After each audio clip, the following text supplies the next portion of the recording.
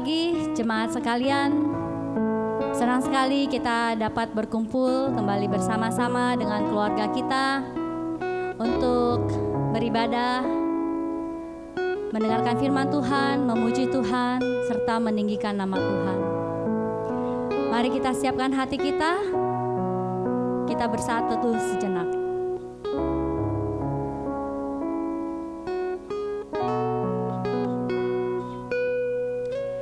Yeremia 33 ayat 3 berkata, "Berserulah kepadaku, maka aku akan menjawab engkau dan akan memberitahukan kepadamu hal-hal yang besar dan yang tidak terpahami, yakni hal-hal yang tidak kau ketahui."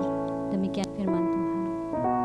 Mari kita datang di hadirat Tuhan dengan kesungguhan hati kita.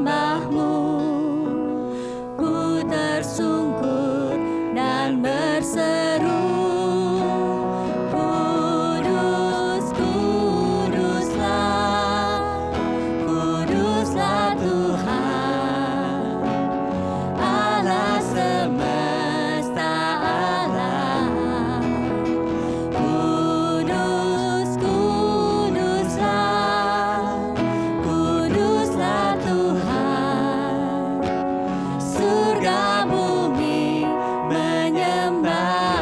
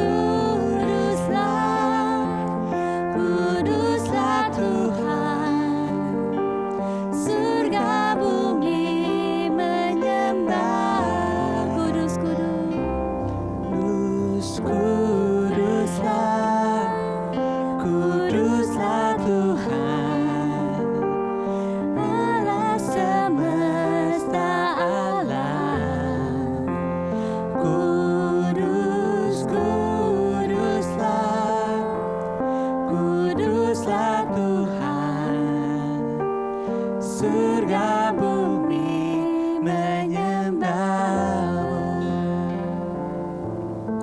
surga bumi menyembah,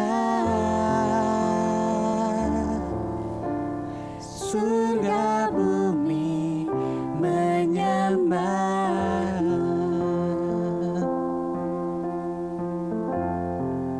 Kita berdoa. Kami datang Tuhan di hadapan-Mu dengan segala kerendahan hati kami. Kami tersungkur di kaki-Mu Tuhan. Kami mau masuk di dalam hadirat-Mu. Kami mau memuji, memuliakan nama-Mu, menyembah nama-Mu Tuhan. Kami juga mau mendengarkan akan firman-Mu. Urapilah kami Tuhan. Lingkupi kami Tuhan dengan kuasa Roh Kudus-Mu. Kiranya segala pujian penyembahan kami pada hari ini boleh menjadi dupa yang harum di hadapan-Mu, boleh memuliakan nama-Mu, dan boleh menjadi berkat bagi keluarga kami, serta bagi orang-orang di sekitar kami. Pimpin ibadah kami Tuhan, dari awal, pertengahan, hingga pada akhirnya. Kami mau serahkan ini hanya di dalam nama-Mu Yesus Kristus, Allah kami yang hidup. Amin.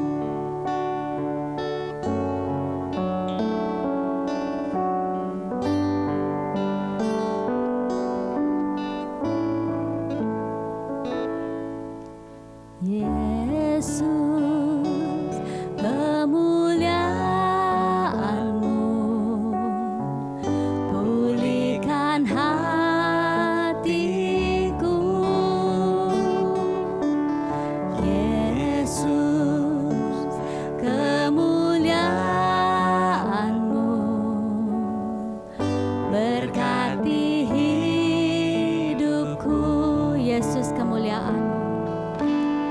Yesus, kemuliaan-Mu pulihkan hati kami, pulihkan hatiku.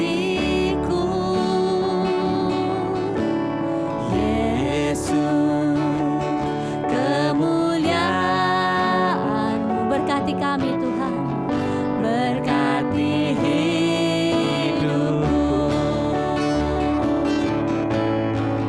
Segala pujian syukur bagi-Mu. Kau hadir dalam hidupku, Kau hadir dalam hidupku.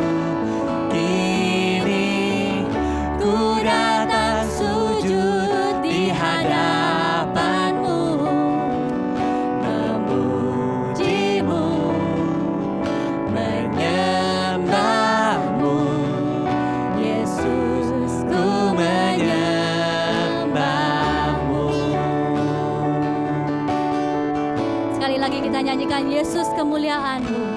Yesus, kemuliaan-Mu pulihkan hati kami Tuhan, Pulihkan hatiku. Yesus, kemuliaan-Mu.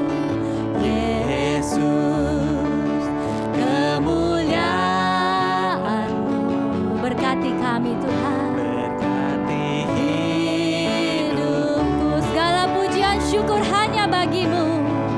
Segala pujian syukur bagi-Mu. Kau hadir dalam hidupku. Kini ku datang sujud di hadapan-Mu, memuji-Mu, menyembah-Mu. Yesus, ku menyembah-Mu. Lebih sungguh lagi segala pujian, segala pujian syukur bagi-Mu. Kau hadir dalam hidupku.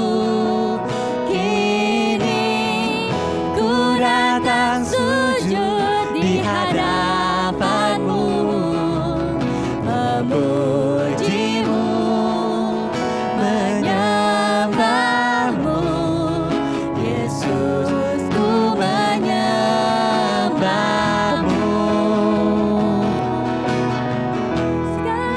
pujian syukur bagimu. Kau hadir Tuhan Kau hadir di dalam hidup kami. hidupku. Kini Kami sujud di hadapan-Mu ya Tuhan. sujud di hadapan-Mu. Kami mau memuji-Mu, Memujimu, kami mau menyembah-Mu. menyembahmu. Yesus, ku menyembahmu.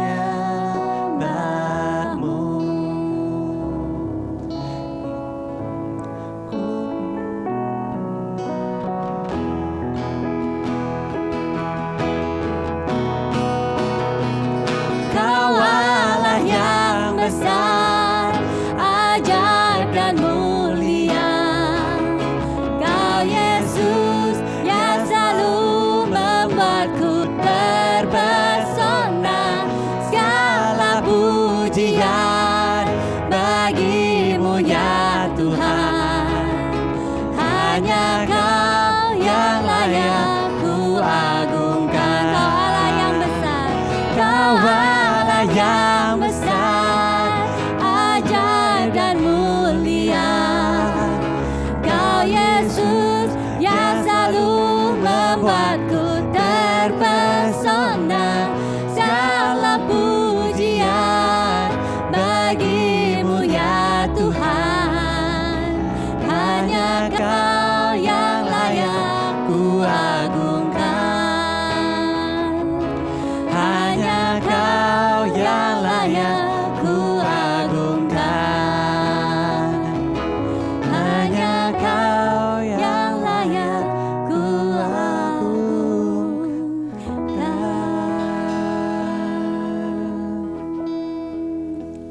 Haleluya. Sungguh Allah kita adalah Allah yang besar yang layak kita agungkan. Amin. Mari bersama dengan seluruh umat percaya di muka bumi ini, kita akan membacakan pengakuan iman rasuli. Pengakuan iman rasuli. Aku percaya kepada Allah, Bapa yang Maha Kuasa, Khalik langit dan bumi, dan kepada Yesus Kristus anaknya yang tunggal Tuhan kita, yang dikandung daripada Roh Kudus, lahir dari anak darah Maria, yang menderita sengsara di bawah pemerintahan Pontius Pilatus, disalibkan, mati, dan dikuburkan. Pada hari yang ketiga, bangkit pula dari antara orang mati, naik ke surga, duduk di sebelah kanan Allah, Bapa yang Maha Kuasa, dan akan datang dari sana untuk menghakimi orang yang hidup dan yang mati. Aku percaya kepada Roh Kudus, gereja yang kudus dan am, persekutuan orang kudus, pengampunan dosa, kebangkitan tubuh, dan hidup yang kekal. Amin. Kita akan mendengarkan firman Tuhan yang akan disampaikan oleh Evangelis David Barwin. Mari kita siapkan hati kita. Kita angkat satu pujian, hidup ini adalah kesempatan. Jangan kita sia-siakan waktu yang telah Tuhan beri.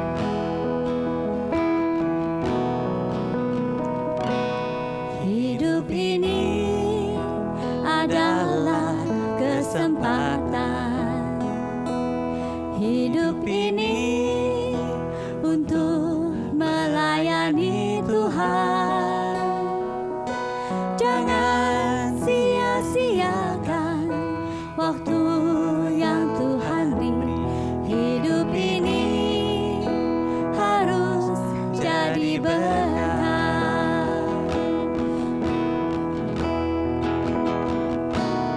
Oh Tuhan, pakailah hidupku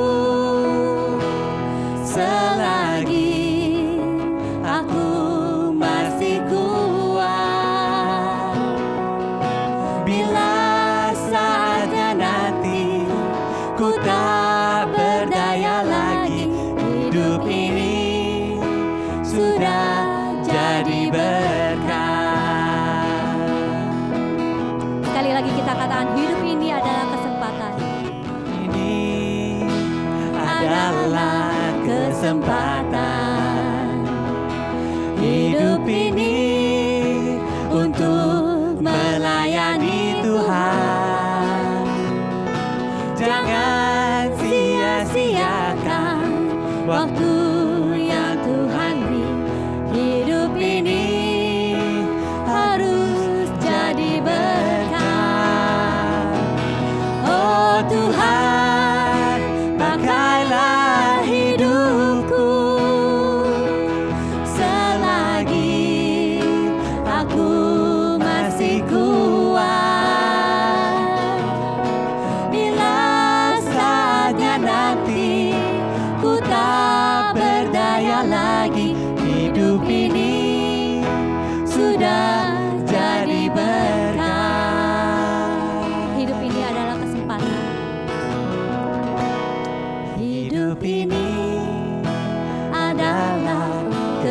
tata. Hidup ini untuk melayani Tuhan. Hidup ini untuk melayani Tuhan. Janganlah kita sia-siakan waktu yang telah Tuhan beri. Sia-siakan waktu yang Tuhan beri. Hidup ini harus jadi berkah. Jangan sia-siakan Waktu yang Tuhan beri. Hidup ini harus jadi berkah.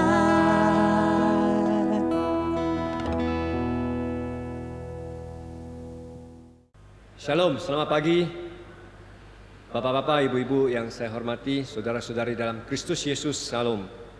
Bersyukur hari ini sekali lagi bisa men-sharingkan firman Tuhan di KU1. Dan hari ini kita mari kita membaca firman Tuhan dari Wahyu 22 ayat 5 sampai 8. Tema hari ini adalah nama Allah yang disebut Alfa dan Omega. Saya akan membacakan Wahyu 22 ayat 5 sampai 8. Ia yang duduk di atas tahta itu berkata, "Lihatlah, aku menjadikan segala sesuatu baru." Dan firman-Nya, "Tuliskanlah, karena segala perkataan ini adalah tepat dan benar." Ayat 6, firman-Nya lagi kepadaku, "Semuanya telah terjadi. Aku adalah Alfa dan Omega, yang awal dan yang akhir. Orang yang haus akan kuberikan minum dengan cuma-cuma dari mata air kehidupan. Barang siapa menang, ia akan memperoleh semua ini, dan aku akan menjadi Allahnya dan ia akan menjadi anakku." Ayat 8, tapi orang-orang penakut, orang-orang tidak percaya, orang-orang keji, orang-orang pembunuh, orang-orang sundal, tukang-tukang sihir, penyembah-penyembah bahala, dan semua pendusta, mereka akan mendapat bagian mereka di dalam lautan yang menyala-nyala oleh api dan belerang. Inilah kematian yang kedua. Diberkatilah orang yang mendengar firman Tuhan dan melakukan dalam hidupnya. Sebelum kita membahasnya, mari kita berdoa. Bapa kami yang di sorga, Tuhan, kami mengucap syukur kami bisa datang ibadah kepadamu. Karena semua adalah anugerah dan kasih-Mu, kami dilayakkan untuk datang di hadirat-Mu yang kudus. Tuhan, kami doakan, Engkaulah yang mengkuduskan kami dan menyiapkan hati dan pikiran kami untuk datang mendengar firman-Mu. Kami mohon Roh-Mu yang kudus menjadi guru kami, memimpin kami, membuka mata hati kami, bekerja dalam hidup kami. Dan kami mohon Roh-Mu yang kudus memimpin kami. Dan Tuhan, Kau usir segala pekerjaan iblis yang mengganggu kami, mengkacaukan pikiran kami, mengganggu konsentrasi kami. Kiranya Tuhan, Roh-Mu yang kudus mengiluminasi kami, mencerahkan pikiran kami, hati kami. Dalam nama Tuhan Yesus kami berdoa. Amin. Jemaat yang dikasihi Tuhan Yesus, pagi ini kami akan membahas merenungkan satu tema, ada nama Allah. Kira-kira sebulan yang lalu di khotbah KU2 saya pernah mengkhotbahkan nama Allah, yaitu nama Allah El Roi, yang adalah pengalaman Hagar di Kejadian pasal 17 di saat dia tinggalkan keluarga Abraham dan dia sendirian di padang gurun, di mana Tuhan datang mewahyukan diri kepadanya. Tuhan menghibur Hagar dan berikan dia kekuatan, dan di sana dia sebut Allah sebagai El Roi.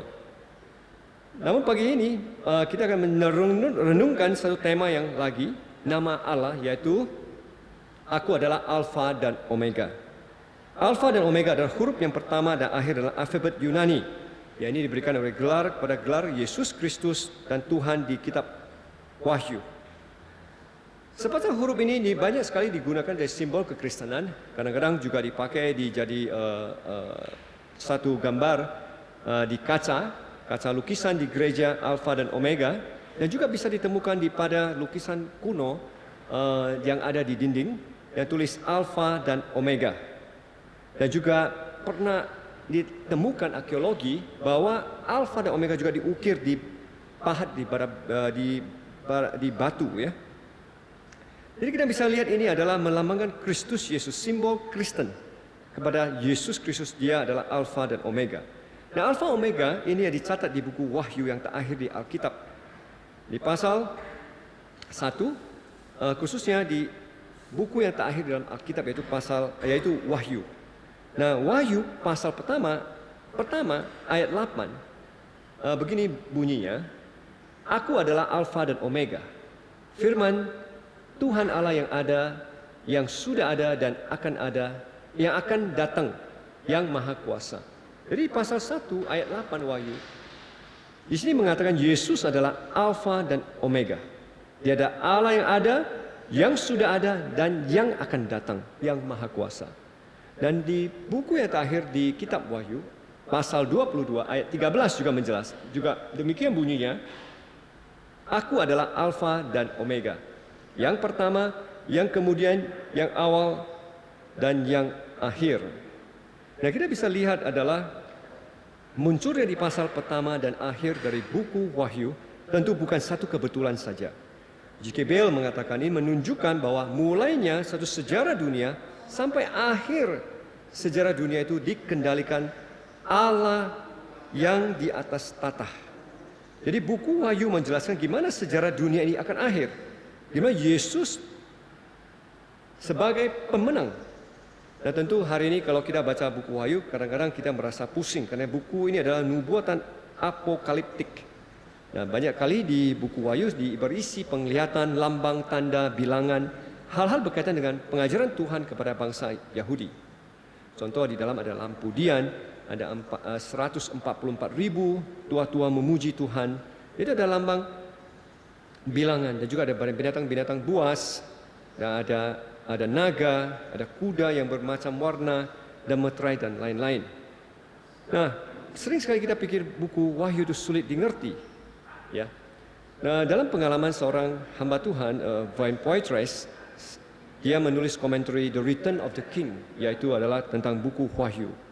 Pada satu saat dia mengkhotbahkan firman Tuhan, yaitu khotbahkan Wahyu, kitab Wahyu di satu gereja. Setelah khotbah, maka jemaat salam bersalaman, namun ada di antara jemaat itu ada anak kecil. Maka pendeta Poitras bertanya anak kecil ini, tadi saya khotbahkan Wahyu, tentang Wahyu, apakah Anda mengerti? Dan tak kagetnya anak itu mengatakan, saya sudah ngerti, saya sudah tahu buku Wahyu itu apa. Poitras tanya, apa itu buku Wahyu? Wahyu. Ya, buku Wahyu itu menceritakan Yesus sebagai pemenang. Dan tentu ini adalah jawaban yang benar. Buku Wahyu sebenarnya tidak sulit dimengerti karena seluruh peristiwa menuju pada Yesus, dia adalah pemenang. Ya, anak ini menjawab, merangkumkan seluruh buku Wahyu. Yesus adalah the conqueror. Dia adalah sang pemenang. Dalam perikop ini kita akan membahas Yesus sebagai pemenang yang mengatakan bahwa aku adalah Alfa dan Omega, yang pertama, yang kemudian, yang awal dan yang akhir. Nah, kita akan membahas dari pasal 21 ayat 6. Pasal 21 ayat 6 yang mengatakan, firman-Nya lagi kepadaku, kepada Yohanes, semua yang telah terjadi. Aku adalah Alfa dan Omega. Nah, hari ini kita membahas Tuhan adalah mengatakan dirinya Alfa dan Omega. Poin pertama adalah, saya membahas adalah bahwa Tuhan adalah Allah yang berdaulat dalam segala peristiwa yang terjadi dalam dunia.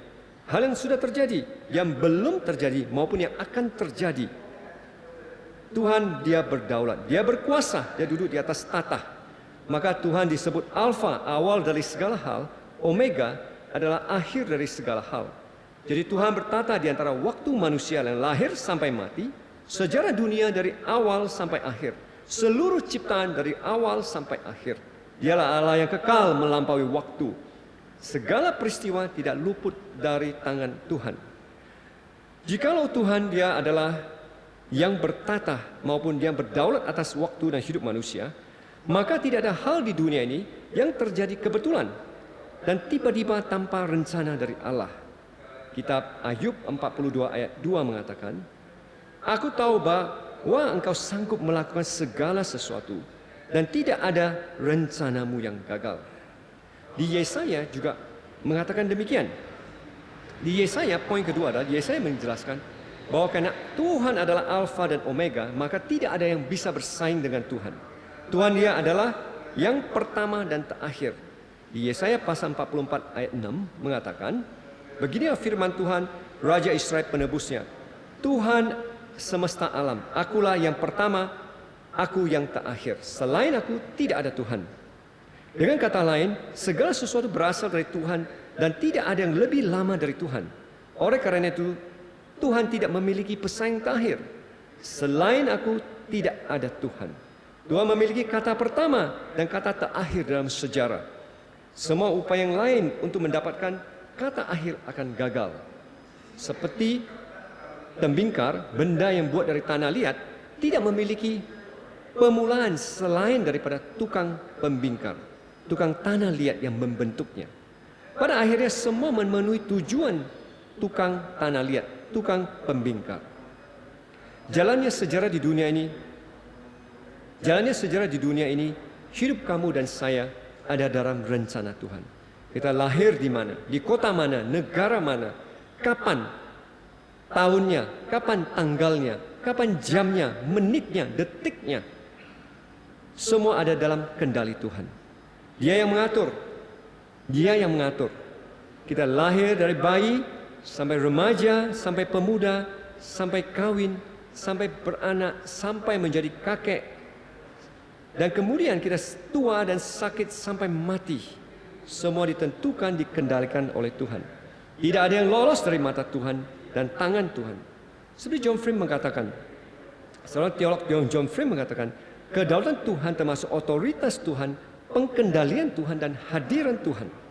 Segala peristiwa tidak luput dari tangan Tuhan. Alkitab jelas mengatakan semua, bahkan semua hidup manusia dalam Tuhan. Bahkan rambut di kepala pun terhitung oleh Tuhan. Maka di Lukas pasal 12 ayat 7 mengatakan, karena itu jangan takut, karena kamu lebih berharga dari banyak burung pipit. Sehingga Tuhan, Dia mengendalikan, mengetahui segala hidup kita. Demikian Tuhan Allah yang kokoh, setia, penuh kasih sayang. Dialah yang memimpin sejarah menuju akhirat. Nah, poin berikut adalah Tuhan Dia yang memimpin segala sejarah peristiwa menuju akhir. Dia yang memimpin. Karena Dia adalah Allah penuh kasih dan bijaksana. Maka kita yakin penuh dengan penuh sukacita juga, sebagai seorang bapa, Dia menuntun memimpin sejarah dunia sampai akhirat. Nah, Tuhan yang berdaulat atas sejarah manusia dari dulu sampai sekarang. Kerajaan dunia mengalami siklus naik turun. Dan naik turunnya satu bangsa, berjaya dan hancurnya satu bangsa, runtuh silih berganti. Dari Babilonia, Media Persia, Yunani, dan Romawi. Dari perang dunia pertama sampai perang dunia kedua. Namun Tuhan memegang sejarah umat manusia dari awal sampai akhir. Belakangan ini kita melihat Amerika dan Cina di Laut Cina Selatan sangat tegang. Kapal perang US Amerika menuju Cina. Mesin perang dua kekuatan raksasa Cina dan Amerika sudah saling hadapan di Laut Cina. Tidak hanya itu, moncong meriam kapal perusak sudah mulai berasap. Sebab kedua kekuatan mulai berlatih untuk siap dengan keadaan yang terburuk.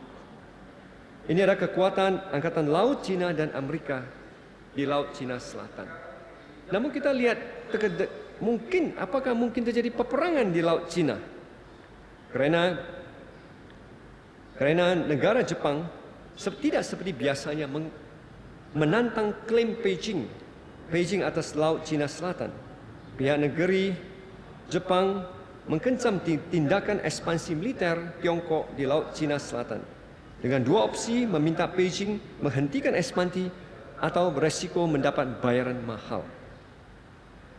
Kita tidak tahu apa yang bisa terjadi. Perang dagang dan Amerika sudah terjadi, maka terjadi resesi dunia.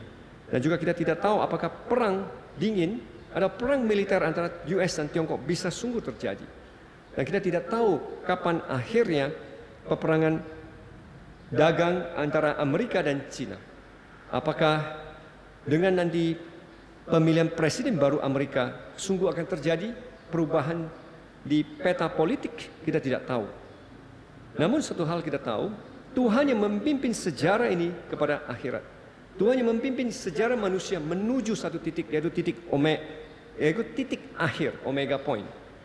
Namun sebagai orang Kristen sungguh kita tahu, yakin Tuhan memimpin sejarah dan menuju rencananya, bijaksananya, dan kemuliaannya. Poin kedua adalah saya mau jelaskan adalah selain poin pertama Tuhan berdaulat atas sejarah dari awal sampai akhir, poin kedua adalah segala hal yang mulai asalnya dari Tuhan dan akhirnya karena segala akhir karena Allah. Dialah yang awal dan akhir. Alfa dan Omega itu adalah muncul adalah huruf di dalam alfabet Yunani. Seperti kita di huruf bahasa Inggris ada A sampai Z, A to Z. Bahasa Indonesia juga ada huruf A sampai Z.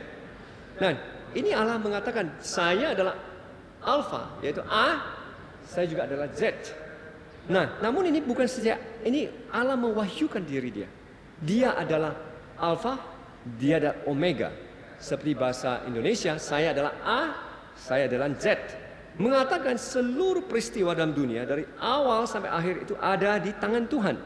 Namun di sini kita menjelaskan Tuhan mau menyatakan bahwa dialah adalah alpha point. Dia adalah yang pertama itu. Jadi Tuhan tidak bicara tentang huruf saja, dia bicara tentang realitas. Tuhan ada permulaan dan akhir yang mutlak. Segala yang ada pada akhirnya berasal dari dirinya. Dan semua akan berakhir dengan dia. John Piper mengatakan, saya tidak dapat mendorong Anda terlalu sering untuk merenungkan kebenaran yang mengkejutkan bahwa Tuhan adalah alfa absolut. Temukan saat-saat tenang dalam hidup Anda dan biarkan kebenaran ini menguasai Anda. Bahwa Allah ada yang pertama awal. Di hadapannya tidak ada apa-apa. Tidak ada kata sebelum dia. Pikirkan, tidak ada kata sebelum Tuhan. Di hadapannya tidak ada apa-apa. Selama jutaan dan miliar dan triliunan tahun tanpa akhir. Namun Tuhan ada. Dan tidak pernah memiliki permulaan. Dia ada permulaan. Dia dan dari kekal sampai kekal. Dia adalah Tuhan. Tidak pernah ada saat di mana dia tidak ada.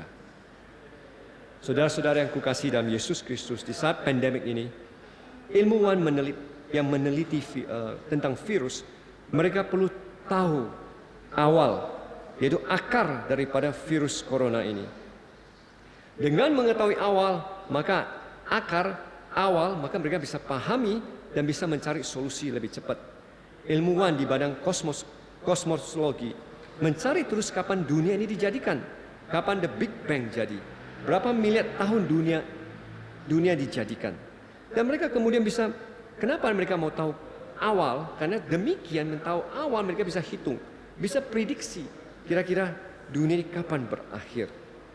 Dunia bisa kehabisan energi energi hidup sebab ekosistem dunia saat ini telah rusak dan bisa kolaps dengan efek pemanasan global dan terus-menerus mengancam kehidupan di dunia ini. Bagi seorang anak yatim piatu, di dalam dirinya ada satu desakan, kegelisahan dalam dirinya. Mau tahu siapa ibunya, siapa bapaknya, siapa yang melahirkan aku pada awal. Kenapa dia ditinggalkan? Memahami awal dari segala masalah. Dia akan sadar identitas dirinya. Dan ini sangat membantu dia untuk menjadi manusia yang lebih utuh, sempurna secara psikologi. Maka titik awal, bagi ilmuwan penting, bagi seorang anak yatim piatu penting. Apalagi bagi kita seorang Kristen, kita perlu tahu titik awal hidup kita. Seperti Paulus dikatakan di Efesus pasal 1 ayat keempat. Kita sebagai anak Tuhan, kita dari mana? Siapakah kita ini? Kita dari mana? Nah, Paulus mengatakan sebab di dalam Dia Allah telah memilih kita sebelum dunia dijadikan, supaya kita kudus dan tidak bercacat di hadapannya. Sebelum kamu dan saya lahir, manusia dari mana? Manusia ada dalam Tuhan, Sang Pencipta. Dia adalah Bapa kami yang di surga, yang melahirkan, menciptakan kamu dan saya sebagai manusia. Sebagai titik awal kehidupan manusia adalah Tuhan sendiri. Hari ini bagi ilmuwan, dia perlu tahu Tuhan yang menciptakan segala sesuatu. Seperti Kejadian 1 ayat pertama mengatakan pada mulanya Tuhan menciptakan langit dan bumi. Dan Yohanes pasal 1 ayat ketiga juga menjelaskan Yesus sebagai pencipta juga. Segala sesuatu kan dijadikan oleh Dia, dan tanpa Dia tidak ada sesuatu pun yang telah jadi dari segala yang telah dijadikan. Dan kita bisa lihat pekerjaan Allah Trinitas dalam penciptaan. Dan Bapa, Anak yang menjadikan manusia dan supaya untuk manusia. Tujuan supaya manusia memuliakan namanya. Tujuan supaya dia memanifestasi kasihnya pada manusia. Supaya manusia melihat dan memuliakan Allah. Manusia mengalami kasih Bapa lewat anaknya Yesus Kristus yang menebus manusia. Di saat Allah mewahyukan diri sebagai Alfa, kita puji Tuhan, dia juga mewahyukan dirinya sebagai Omega. Dia bukan titik akhir awal, tapi dia juga titik akhir daripada segala hal. Segala hal menuju jam akhirnya Tuhan. Dunia dan waktu bukan dalam bentuk lingkaran seperti pemikiran maupun dari Hindu maupun Buddha. Jadi manusia lahir, hidup, sakit dan mati. Dan ini dalam lingkaran terus menerus. Namun dalam Alkitab, dunia pandangan wawasan Alkitab, dunia ini linear, yaitu bergerak dari titik awal sampai akhir, menuju satu garis yang lurus, tidak seperti wawasan pemikiran daripada Timur yang mengatakan, agama Timur mengatakan hidup ini seperti roda, terus menerus, reinkarnasi tidak ada habis-habisnya. Nah, kita bisa lihat sebagai manusia kita perlu dengan sukacita, karena satu hidup sejarah di dalam Tuhan, dia menurut garis lurus dan dia bukan putar, tidak ada endingnya. Nah, kita melihat garis lurus alfa menuju pada titik omega, yaitu akhir ending. Di mana kemuliaan Allah dan Tuhan, di mana kemuliaan Allah di sorga. Kita sebagai manusia penuh dengan sukacita. Tuhan menyiapkan hidup yang kekal sorga bagi umatnya. Nah, di sini mari kita melihat lagi berikut ayat. Mari kita melihat dalam teks berikut adalah firman Tuhan disampaikan pada Wahyu 21. Dan mengatakan firman-Nya kepadaku, semua telah terjadi. Aku adalah Alfa dan Omega, yang awal dan akhir. Orang yang aus akan kuberikan minum dengan cuma-cuma dari mata air kehidupan. Ayat 7, barang siapa menang, ia akan memperoleh semua ini, dan aku akan menjadi Allahnya dan ia akan menjadi anakku. Dan hal yang berikut adalah kita melihat adalah di Omega point, Alpha dan Omega. Waktu mencapai posisi Omega, apa yang terjadi di sini? Tuhan mengatakan, orang yang aus, ku berikan minum cuma-cuma dari mata air kehidupan. Bagi orang percaya yang aus, dia mendapatkan air kehidupan. Nah, ini menuju kepada titik omega. Kita bisa melihat Tuhan menjanjikan air mata kehidupan bagi orang yang percaya, orang yang menang dan percaya kepada Dia. Tuhan yang berkuasa berdaulat membawa dunia pada akhir, pada menggenapi penebusan dan penghakiman terakhir. Ya, ayat 6, orang yang aus dan barang siapa yang menang percaya setia sampai mati, dia akan minum air kehidupan dengan cuma-cuma. Kita bersyukur air yang diberikan cuma-cuma itu adalah gratis. Tuhan memberikan anugerah yang gratis. Martin Luther menyatakan orang Kristen dibenarkan oleh iman, bukan oleh usaha. Dan hanya anugerah kita diselamatkan oleh Tuhan. Seperti Paulus mengatakan ini bukan usaha manusia, namun ini adalah satu kita iman, kita percaya pada Tuhan. Dan ini memberikan air hidup yang cuma-cuma. Nah, poin berikut adalah air kehidupan ini. Di ayat 7 mengingatkan kita, mengingatkan kita di kisah Yohanes yang menceritakan seorang perempuan Samaria yang mencari air kehidupan supaya tidak lagi siang bolong menimba air di sumur. Yohanes pasal 4 ayat 10, Yesus menjawab kepadanya, jika engkau tahu karunia Allah dan siapa Dia yang berkata kepadamu, berilah aku minum, niscaya engkau telah meminta kepadanya dan Ia akan memberikan kepadamu air hidup. Barang siapa yang minum air ini, ia akan aus. Ayat 14, tapi barang siapa minum air yang kuberikan kepadanya, ia tidak akan aus. Untuk selama-lamanya, sebaliknya air yang kuberikan kepadanya akan menjadi mata air di dalam dirinya, yang terus-menerus memancar sampai kepada hidup yang kekal. Sehingga orang yang lapar akan Tuhan, aus akan Tuhan, Tuhan akan memenuhinya. Tuhan akan memenuhinya, dan janji ini sudah berlaku pada saat ini. Tuhan telah memberikan Yesus untuk memenuhi segala keausan jiwa kita. Tuhan memberikan Yesus pada kita. Bagi orang yang percaya, Tuhan memberikan air kehidupan. Air kehidupan adalah kehidupan setelah kematian, yaitu hidup yang kekal. Apa itu hidup yang kekal? Hidup yang kekal adalah eternal fellowship with God. Hidup dalam kehidupan yang kekal bersama Tuhan. Ini adalah jaminan Tuhan di pada Omega Point. Pada sejarah ini akan terakhir, kita akan mati.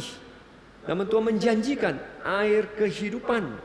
J. Packer mengatakan, kehidupan yang kekal berarti kehidupan di zaman yang akan datang, yang menyiaratkan tidak hanya keabadian, tetapi kualitas hidup yang berasal dari hubungan dengan Kristus. Nah, ini yang dijanjikan Tuhan di pada Omega Point. Namun, ini adalah janji penebusan. Namun di Omega Point juga ada satu, yaitu menggenapi penghakiman Tuhan kepada orang-orang yang fasik. Keadilan Tuhan bagi orang yang kudus. Jadi Tuhan pada Omega Point juga ada penghakiman Tuhan. Yaitu apa? Bagi orang-orang yang penakut, orang yang tidak percaya, orang-orang keji, orang-orang pembunuh, orang-orang sundal, tukang-tukang sihir, penyembah-penyembah bahala, dan semua pendusta. Mereka akan mendapat bagian mereka dalam lautan yang menyala-nyala oleh api belerang. Inilah kematian yang kedua. Bagi yang tidak percaya, akhir mereka adalah kematian yang kedua. Yang itu adalah hidup dalam lautan yang menyala-nyala oleh api belerang. Yang disebut oleh kita supaya umum kita ngerti itu adalah neraka. Apa itu neraka? Gehenna sebagai tempat gelap, api yang tak terpadamkan, melambangkan kehancuran total dan negativitas yang terlibat dalam pengkucilan dari kehadiran Allah. Jadi dibuang dari kehadiran Tuhan dan melambangkan kehancuran total dan api yang tidak pernah padam. Di sini ayat ini juga menjelaskan bahwa di dalam lautan yang menyala-nyala oleh api dan belerang. Api itu simbolis api dan kegelapan, mensimbolkan kesusahan, kesengsaraan total. Kita bisa yakin bahwa kenyataan yang berada di luar bayangan kita melebihi simbol ketakutan. Konsep neraka adalah hubungan negatif dengan Allah, pengalaman yang bukan dari kehadirannya, melainkan kehadiran dalam murka dan ketidaksenangan Allah. Banyak orang mentanyakan, di surga nanti orang Kristen bersama Tuhan. Namun di neraka, apakah Tuhan juga ada di sana? Jika kita bilang Tuhan tidak ada di neraka, maka ada yang bertanya, apa kata Tuhan itu maha ada dan maha tahu, maha ada? God is omniscient and omnipresent. Jikalau Allah omnipresent, apakah Tuhan juga berhadir di dalam neraka? Tentu Tuhan hadir, namun kehadiran Tuhan bagi orang-orang di neraka adalah apa? Adalah mengalami murka dan tidak kesenangan Allah.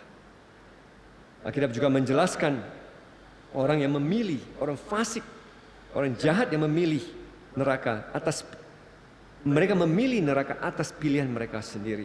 Mereka yang di neraka akan menyadari bahwa mereka menghukum diri mereka dengan mencintai kegelapan, bukannya terang. Memilih untuk tidak menjadikan pencipta sebagai Tuhan mereka. Mereka lebih memilih dosa yang memanjakan, menyenangkan hati mereka daripada salib Tuhan yang melambangkan kebenaran. Dan mereka menolak Yesus dan menolak datang kepada Tuhan Yesus. Poin berikut adalah kematian kedua. Istilah kematian kedua tentu baru muncul di posisi ini. Baru muncul 4 kali dalam perjanjian baru, khususnya semua muncul di Wahyu pasal 2, 20 dan juga 21. Menurut Wahyu 2:11 dan 2:20, mereka mengalahkan kesengsaraan dan iblis dan kudus mengambil bagian dalam kebangkitan pertama dan tidak mengalami kematian kedua. Jadi kita orang Kristen yang mengalahkan iblis, kita orang kudus yang mengambil bagian dalam kebangkitan pertama, kita tidak mengalami kematian kedua. Namun di Wahyu pasal 20 ayat 14, 21 ayat 8, kemudian mengidentifikasi kematian kedua dengan lautan api. Khususnya Wahyu 21 ayat 8 kita membaca, untuk orang fasik yang pengecut, yang tidak percaya, yang tercemar, pembunuh, orang yang melakukan pencabulan, ahli sihir, penyembah bahala, dan semua pendusta tempat mereka akan berada di danau yang terbakar dengan api dan berelang, yang merupakan kematian kedua. Di saat orang diselamatkan, mereka tidak tunduk pada kematian kedua. Mereka hanya mati pada yang pertama, yaitu mati duniawi. Namun, orang yang belum diselamatkan akan mengalami dua kematian. Kematian pertama dan kemudian setelah bangkit kematian kedua, yang biasanya ditafsirkan sebagai siksaan abadi. Pandangan tradisional tentang siksaan abadi dijelaskan oleh Lactantius sebagai demikian, bahwa adalah kami menyebut hukuman sebagai kematian kedua yang juga abadi seperti hal keabadian. Jadi kami mendefinisikan kematian pertama, kematian ia adalah menghancurkan hakikat hidup makhluk hidup, atau dengan demikian kematian adalah pemisahan tubuh dan jiwa. Namun demikian kami mendefinisikan kematian kedua adalah penderitaan dari rasa sakit yang kekal, atau dengan demikian kematian adalah kutukan jiwa-jiwa mereka yang ditinggalkan untuk hukuman kekal. Bapak-bapak, ibu-ibu yang dikasihi Tuhan Yesus, hari kita bisa melihat Tuhan, Dia adalah Alfa, Dia adalah Omega. Nah, Alfa, Dia adalah menciptakan segala sesuatu, dan Dia berdaulat atas seluruh garis sejarah. Segala peristiwa Dia akan bawa kepada Omega. Di Omega ini, titik Omega ini kita melihat ada dua hal, yaitu menggenapkan satu bagi orang percaya. Tuhan siapkan surga bagi mereka, yaitu air kehidupan. Dan berikut adalah menggenapkan keadilan Tuhan bagi orang yang fasik yang tidak percaya pada Tuhan. Mereka akan di lautan api belerang selama-lamanya, yang disebut kematian kedua. Maka hari ini kita belajar sesuatu, yaitu adalah Tuhan adalah Alfa Omega.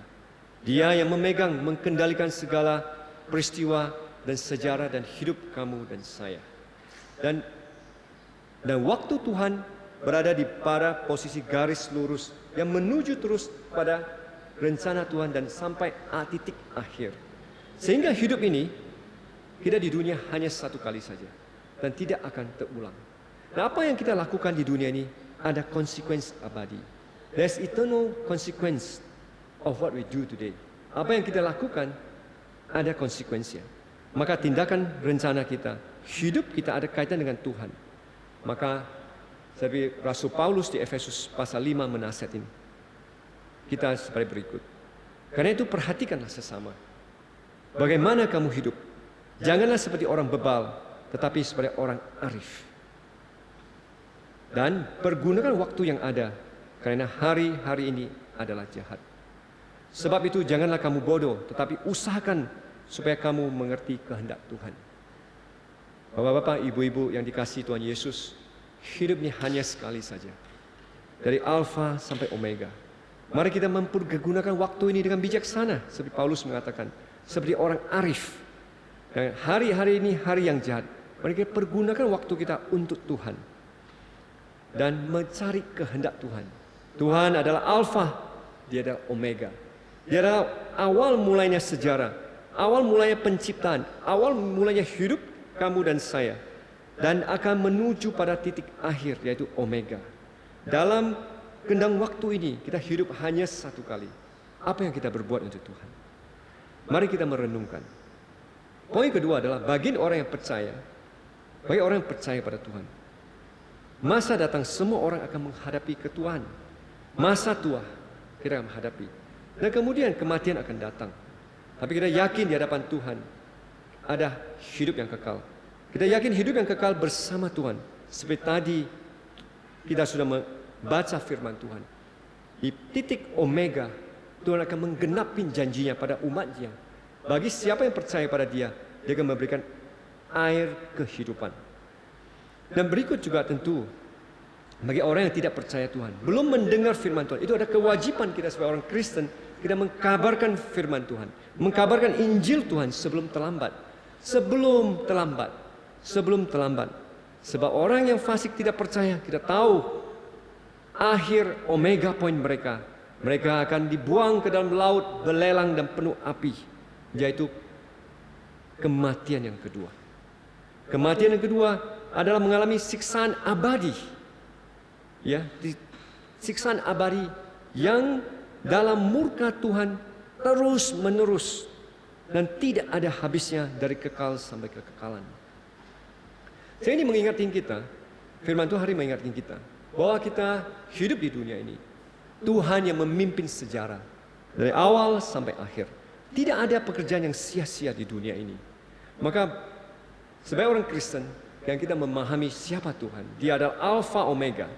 Maka marilah kita punya Olympic passion, punya gairah Olimpik untuk melayani Tuhan. Sebab kita hidup hanya sekali saja di dunia ini. Dan Tuhan memimpin sejarah. Dia bersama kami, bersama kita dalam dunia ini, dalam waktu ini. Dia arah yang transcend waktu, tapi dia juga arah yang eminence bersama umatnya. Sehingga dalam pekerjaan Tuhan, mari kita punya passion, gairah untuk melayani Tuhan. Karena kita hidup di dunia ini hanya sekali saja. Seperti Paulus mengatakan, segala hal dalam dunia ini, segala hal, pelayanan kita kepada Tuhan, jerih payah kita tidak sia-sia. 1 Korintus pasal 15 ayat 58, Paulus mengatakan, sebab segala hal dalam Tuhan, jerih payahmu tidak sia-sia. Waktu saya merenungkan tentang sia-sia, saya teringat satu cerita. Apakah hidup kita di dunia ini, kadang-kadang kita lihat banyak orang melayani Tuhan. Dan kadang-kadang mereka umurnya udah muda, udah meninggal. Kadang-kadang kita terpikir, aduh Tuhan kenapa Engkau tidak pakai orang ini lebih luar biasa. Kadang-kadang kita pikir, aduh sia-sia sekali ya. Saya teringat satu cerita waktu di tengah pandemik COVID kita PSBB, di kira-kira bulan Mei. Ya, kita mendapat satu berita, seorang pilot missionary warga Amerika Serikat yang berumur 40 tahun, ya, yang mengirimkan pasukan COVID ke desa-desa terpencil, dia meninggal dunia dalam kecelakaan pesawat, ya, di Indonesia pada Selasa 12 Mei 2020. Nah, ini adalah seorang cerita tentang seorang Joyce Lin, ya. Joyce Lin seorang warga negara Amerika yang Tuhan panggil melayani, menjadi mission aviation, melayani di misi, menjadi pilot misi di Mission Aviation Fellowship. Ya, dan juga pesawat yang dikendali oleh Joyce Lin. Ya, Joyce Lin baru umur 40 tahun, yang baru masuk ladang pelayanan. Dia membawa buku alat medis dan pesawatnya jatuh tenggelam sedalam 13 meter di Danau Sentani. Dan bapak-bapak, ibu-ibu, hanya 2 menit setelah lepas landas. Ya, Joyce Lin adalah seorang pilot berpengalaman, ya, yang seorang instruktur penerbangan tersertifikasi. Dan kita lihat bahwa pesawat yang dia bawa itu jatuh setelah dia lepas landas menuju Mamit, Kabupaten Tolikara dari Bandar Sentani. Hanya 2 menit pesawat di udara sebelum hilang kontak dengan menara pengawas penerbangan. Joyce Lin baru umur 40 tahun, baru melayani Tuhan, tidak lama di dalam bidang missionary dan misi, pilot bermisi. Presiden MAF David Houston mengatakan, kami merasakan kehilangan sangat luar biasa, tetapi juga kelegaan yang besar. Karena Joyce melakukan apa yang ia suka dan ia setia mengerjakan panggilan Tuhan dalam hidupnya. Ia memberikan hidupnya melayani Tuhan dengan cara yang memberikan dampak bagi orang lain. Bapak-bapak, ibu-ibu, MAF tidak pernah mengalami kecelakaan fatal dalam 23 tahun. Maka kejadian ini adalah pertama kali dalam 23 tahun. Joyce Lin adalah seorang pilot spesialis IT. Sebagai pilot, Joyce terbang untuk membantu merubah kehidupan orang-orang yang terisolasi dengan menyediakan penerbangan evakuasi medis untuk menyelamatkan jiwa manusia. Joyce melayani pengangkutan pemasukan, perkembangan masyarakat dan mengangkut missionary, guru, pekerjaan bantuan manusia ke lokasi yang tidak dapat diakses. Sebagai seorang spesialis IT, Joyce mengatur, memelihara jaringan komputer untuk memungkinkan para missionary, para pekerja kemanusiaan untuk mendukung mereka dan mengakses sumber daya di internet. Dan dia baru umur 40 tahun dan dia telah meninggal. Waktu saya lihat latar belakang Joyce ini, saya terkejut juga. Lin adalah merupakan lulusan MIT yang universitas terkenal di dunia, di Amerika. Dan dia juga sekolah seminari teologi di Gordon Conwell. Dan dia siap di sanalah, dia siap berlatih untuk menjadi seorang pilot missionary. Ya, selama 10 tahun. Dia telah magang di MIF di tahun 2010, mendapatkan commercial pilot license-nya 2015, pindah ke Papua 2019. Kurang lebih setahun dia sudah pergi. Namun tidak sia-sia pelayanan dia. Dan kita melihat dalam tulisan dia juga mengatakan, rasanya luar biasa untuk mendaratkan pesawat Kodiak sendiri untuk pertama kali. Dan dia mengatakan bahwa pada suratnya di bulan Desember, inilah pesawat impian saya sejak saya mengetahui tentang penerbangan misi. Saya mendaratkan pesawat Kodiak di landasan terbang beraspal juga yang tidak beraspal dan berlatih melakukan prosedur darurat. Lin dibesarkan di Colorado, Maryland di Amerika, putri dari imigran Kristen Taiwan. Ia menjadi seorang Kristen sejak anak-anak, kanak-kanak melalui suatu program penjangkauan di sebuah gereja Injil lokal. Setelah mendapat gelar dalam bidang ilmu komputer dari MIT, dia bekerja di IT selama 10 tahun. Lin merasa terpanggil terjun dalam pelayanan. Di Gordon Conwell dia menemukan tentang penerbangan missionary. Pekerjaan yang menggabungkan minatnya dalam pertembangan, keterampilan komputer dan panggilan untuk pelayanan kekristenan. Dia selalu semakin yakin akan panggilan Tuhan dan mengarahkan hidupnya untuk menjadi seorang pilot missionary. Selain menerbangkan pasukan untuk para missionary dan tenaga bantuan kemanusiaan di Papua, ia juga membantu mengatur sistem komputer supaya mereka bisa dapat akses internet. Pada bulan Desember, Lin membela pekerjaan missionary melalui sepucuk surat pada temannya dan keluarganya di Amerika Serikat. Sebelum ada orang yang keberatan dengan seorang Kristen atau orang Barat yang merubah cara hidup orang lain, ia menulis, penting untuk mengetahui bahwa Papua bukanlah surga tropis sebelum kedatangan missionary Kristen. Suku-suku Papua hidup saling membunuh satu dengan yang lain. Orang-orang hidup dalam ketakutan yang terus-menerus terhadap suku-suku lain dan terhadap dunia roh. Pada salah satu penerbangan pertama dengan MIF, Lin harus melakukan pengalihan pendaratan di Wamena, kota terbesar di daratan tinggi Papua, karena cuaca buruk. Di bandara ia melihat seorang wanita yang membutuhkan penerbangan evakuasi darurat karena harus menjalankan operasi besar. Semua penerbangan dibatalkan karena lockdown akibat COVID-19. Namun Lin diizinkan terbang untuk menerbangkan wanita itu ke Sentani. Lin melihat ini sebagai bukti bahwa ia dipakai Tuhan. Lin mengatakan ada sebuah ayat terkenal yang sering dikutip orang Kristen di Roma 8:28. Tulisnya, yang mengatakan bahwa Allah turut bekerja dalam segala sesuatu mendatangkan kebaikan bagi mereka yang terpanggil sesuai dengan rencananya. Melihat kembali hari-hari yang telah saya lalui, sungguh menyenangkan menyaksikan begitu banyak cara di mana ayat ini benar-benar nyata terjadi dalam panggilan saya untuk melayani di Indonesia. Bapak-bapak, ibu-ibu yang saya kasih dalam Yesus Kristus, hidupnya Joyce Lin 40 tahun namun tidak sia-sia. Meskipun dia sudah pergi di tempat pangkuan Bapa yang di sorga. Dan dia telah memberikan satu teladan, yaitu hidupnya melayani Tuhan. Dan melayani Tuhan dalam jerih payah tidak sia-sia di dunia ini.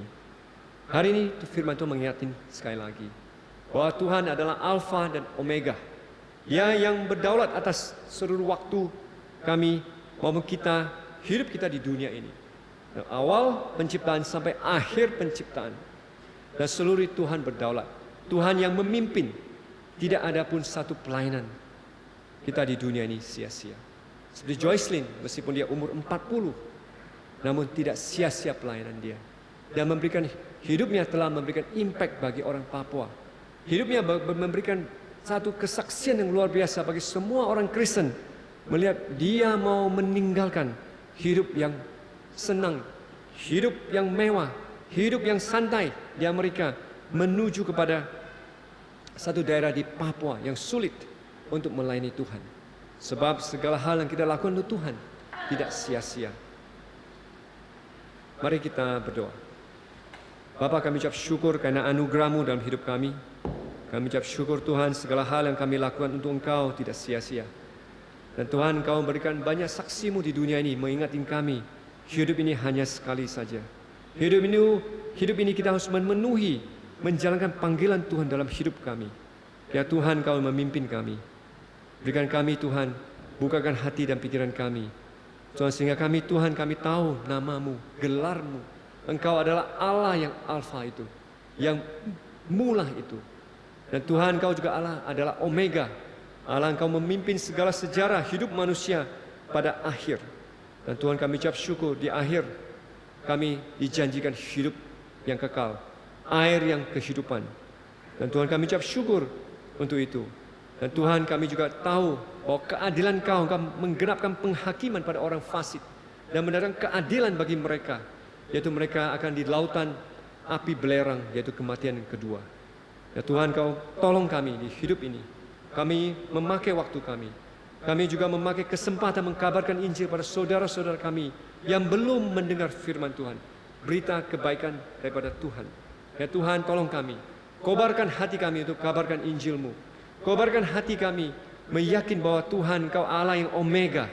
Engkau akan membawa segala hal dalam waktu yang akhir. Akhir semua ada di tangan kanan-Mu. Dan Tuhan, Engkau akan menggenapi segala hal. Dan Tuhan, kami ucap syukur untuk firman-Mu. Kiranya firman-Mu sekali lagi membangkitkan kami, mengingatkan kami. Terima kasih Tuhan, dalam nama Tuhan Yesus kami berdoa. Amin. Terima kasih kepada Evangelis David Barwin atas firman yang telah disampaikan. Kiranya Tuhan memberkati pelayanannya semakin hari semakin hebat lagi, dan jemaat sekalian boleh diberkati. Tiba saatnya bagi kita untuk membawakan persembahan kita. Kita berikan yang terbaik bagi Tuhan, karena Tuhan telah terlebih dahulu memberi yang terbaik bagi kita.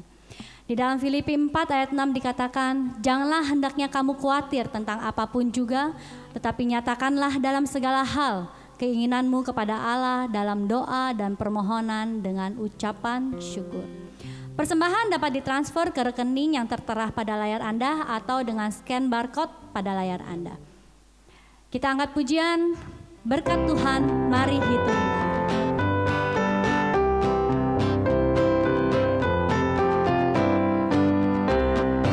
Bila korban keras melanda hidupmu, bila putus asa dan letih lesu, berkat Tuhan satu-satu hitunglah.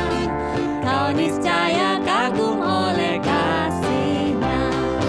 Berkat Tuhan mari hitunglah.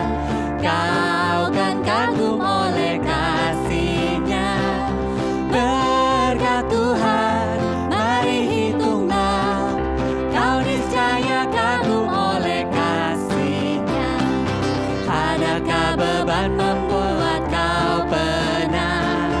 Salib yang kau pikul menekan berat. Hitunglah berkat-Nya pasti kau lega, dan bernyanyi terus penuh bahagia. Berkat Tuhan mari hitunglah. Kau kan kagum oleh kasih-Nya. Berkat Tuhan mari hitunglah. Kau niscaya kagum oleh kasih-Nya. Berkat Tuhan mari hitunglah.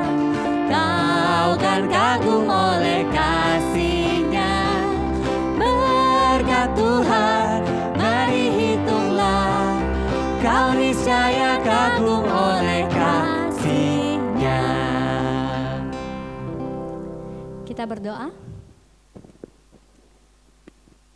Terima kasih Tuhan atas segala berkat dan penyertaan-Mu di dalam kehidupan kami sepanjang waktu ini Tuhan. Di dalam pandemik ini ya Bapa, kami boleh terus bersama-sama, kami masih boleh diberikan kesempatan untuk menikmati berkat yang daripada-Mu. Sungguh kami mengucap syukur ya Bapa atas kasih-Mu bagi kami. Pada kesempatan hari ini Tuhan, kami boleh memberikan persembahan kami. Kiranya Engkau boleh memberkati persembahan ini dan boleh digunakan hanya untuk kemuliaan nama-Mu ya Bapa, dan untuk memperluas kerajaan-Mu.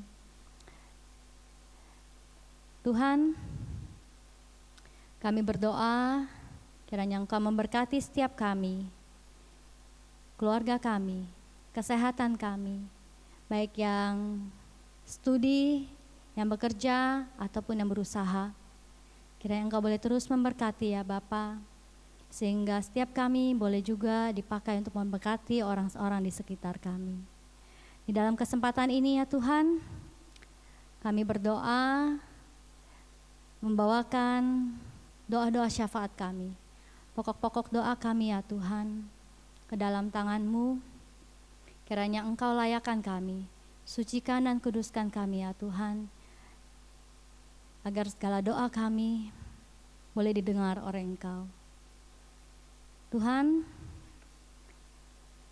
pada saat ini kami berdoa, kami ucap syukur untuk ibadah online maupun offline yang telah berjalan selama 2 bulan ini ya Tuhan.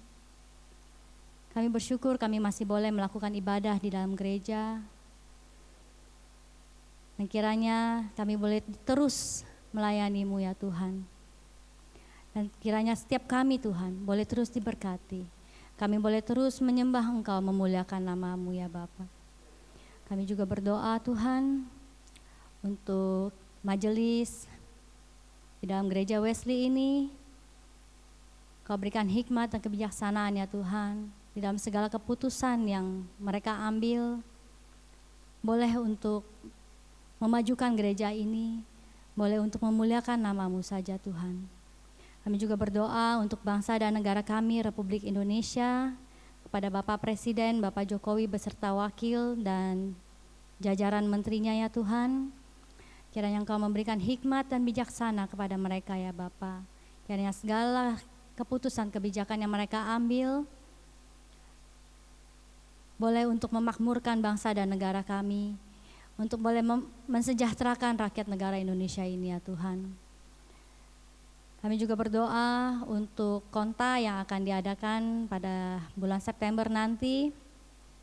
Kiranya Engkau yang memimpin segala keputusan yang diambil Tuhan. Ini hanya untuk kemuliaan nama-Mu. Dan segala persiapan yang telah dilakukan, kiranya Engkau sendiri yang beracara di dalam konta ini ya Tuhan. Kami serahkan konta ini hanya ke dalam tangan-Mu, supaya boleh berjalan dengan lancar. Kami juga tidak lupa berdoa untuk setiap jemaat Wesley, baik dari sekolah minggu maupun sampai usinda ya Tuhan. Campur tangan-Mu, sungguh kami harapkan ya Bapa di dalam kehidupan kami.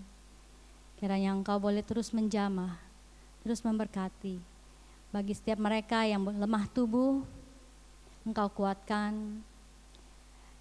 Yang sedang menghadapi pergumulan ya Tuhan, Engkau berikan jalan keluar, Engkau berikan penghiburan. Kami tidak tahu Tuhan apa yang menjadi pergumulan di dalam setiap kehidupan jemaat-Mu ini, tapi Engkau adalah Allah yang Maha Tahu. Engkau Allah yang Maha Pengasih. Engkau selalu mendengarkan setiap doa mereka. Tuhan, kami berdoa bagi jemaat-Mu Tuhan, kiranya setiap kami boleh semakin dekat kepada-Mu ya Bapa, bukan semakin jauh daripada-Mu.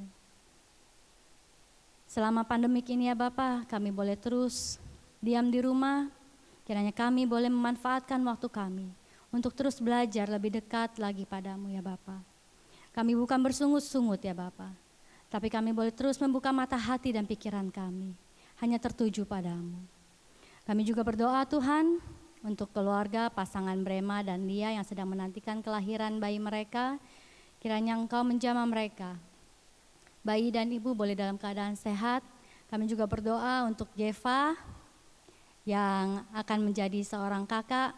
Kiranya Engkau siapkan dia Tuhan untuk menerima seorang adik di dalam kehidupannya. Terima kasih Tuhan untuk keluarga kecil ini. Kau berkati pelayanan mereka. Kiranya semakin hari boleh semakin heran lagi. Inilah doa kami Tuhan, yang kami naikkan hanya ke dalam nama-Mu, Tuhan Yesus Kristus yang mengajarkan kami berdoa, doa Bapa kami. Bapa kami yang di surga, dikuduskanlah namamu. Datanglah kerajaanmu, jadilah kehendakmu di bumi seperti di surga. Berikanlah kami pada hari ini makanan kami yang secukupnya. Dan ampunilah kami akan kesalahan kami, seperti kami juga mengampuni orang yang bersalah kepada kami. Dan janganlah membawa kami ke dalam pencobaan, tetapi lepaskanlah kami daripada yang jahat. Karena Engkaulah yang punya kerajaan dan kuasa dan kemuliaan sampai selama-lamanya. Amin. Doksologi. Kepada Allah dipuji, serta kepada Al-Masih, Rohul Kudus muliakan, berkuasa dan berkasihan. Amin.